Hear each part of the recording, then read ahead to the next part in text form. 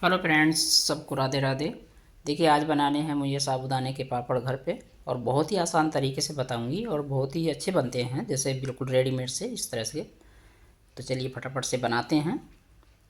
देखिए, ये साबूदाना है। साबूदाने वैसे कई तरह के आते हैं, दो तीन तरह के आते हैं। कुछ बारीक आता है, कुछ इससे मोटा आता है, लेकिन ये नॉर्मल वाला साबूदाना है।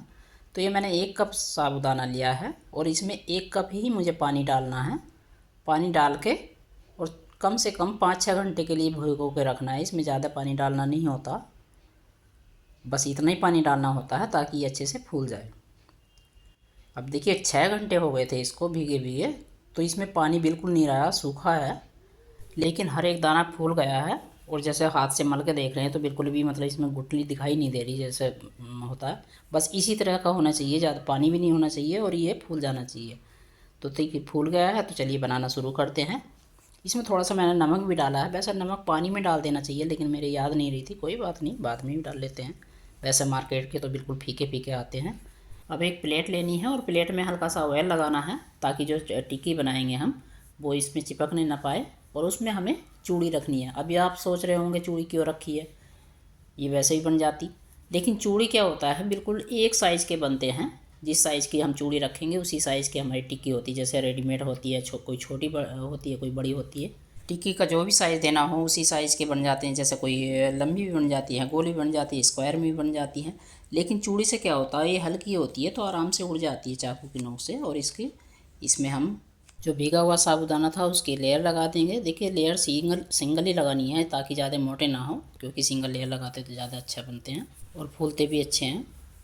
अब ये मैंने पानी रख दिया था उबलने के लिए, और इस पर एक ही जाली रख दी है, और जाली पे हम इस प्लेट को रख देंगे और 5 मिनट के लिए इसको ढक देंगे।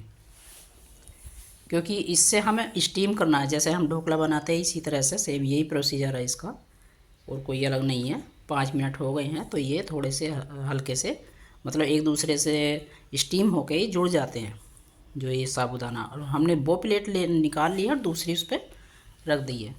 अब देखिए, इसको स्पून से भी कर सकते हैं, जैसे एक सार बिल्कुल बिल्कुल चिकने हो जाते हैं। अब इसको चाकू की नोक से इस चूड़ी को निकाल देंगे। लेकिन ये तरीका थोड़ा सा अच्छा नहीं है, क्योंकि जब हम इसको हटा रहे हैं तो चूड़ी के साथ साथ ही साबूदाना चिपक के आ रहा है, चिपक जाता है इससे। हल्का ठंडा भी हो गया था। कोई बात नहीं, इन तीनों को तो बनाना ही है। अब हम दूसरा तरीका भी बताते हैं।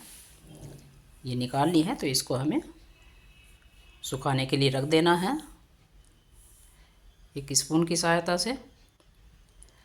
देखिए, हाथ से बड़े आराम से छूट जाते हैं। ऐसा नहीं है कि अगर ये चूड़ियों पे चिपक रहे हैं तो ये वैसे भी इस जो कड़छली पे भी चिपकते हैं। अब देखिए, जो हमने दूसरी प्लेट रखी हुई थी उसको हम ऊपर ही चूड़ियाँ निकाल लेंगे। बिल्कुल भी नहीं चिपकते, अगर इस तरह से निकल जाए आराम से निकल जाती है। और इसको उतार लेंगे। सिर्फ 5 मिनट रखना होता है, ज़्यादा रखने की इसको ज़रूरत नहीं है। चूड़ियाँ निकाल कर और प्लेट को हम निकाल लेंगे। और जो ये हमारे साबूदाने की टिक्की है इसको आराम से उठा के किसी कपड़े या बटर पेपर पर रख सकते हैं। कभी भी पॉलीथीन या पन्नी पर नहीं रखनी चाहिए, क्योंकि वैसे ही बदला नुकसान होता है उससे। और सुखाने के लिए रख देना। सारे इसी तरह से बनाने हैं, यही प्रोसीजर है इसका, और कोई प्रोसीजर नहीं है। मैंने सारे बना के रख लिए हैं और थोड़ी सी देर के लिए मैं धूप में रख रही हूँ, क्योंकि धूप में भी सूख जाते हैं और पंखे की हवा में सूख जाते हैं। इसमें मॉइस्चर तो रहता नहीं है, बिल्कुल सूखे हो जाते हैं। तो मैंने 2-3 घंटे के लिए रख दिए हैं धूप में। उसके बाद दिखाती हूँ। अब देखिए, 3 घंटे रखे हैं मैंने और ये सूख के रेडी हो गए। अभी थोड़ी सी कमी वैसे भून के नहीं दिखा सकती। तो चलिए, अगर आपको ये रेसिपी पसंद आती है या पापड़ बनाना पसंद आता है तो होली पर ज़रूर बनाइए और कमेंट में बताइए कि ये तरीका आपको कैसा लगा। खेल का खेल है और काम का काम है। सबको हैप्पी होली।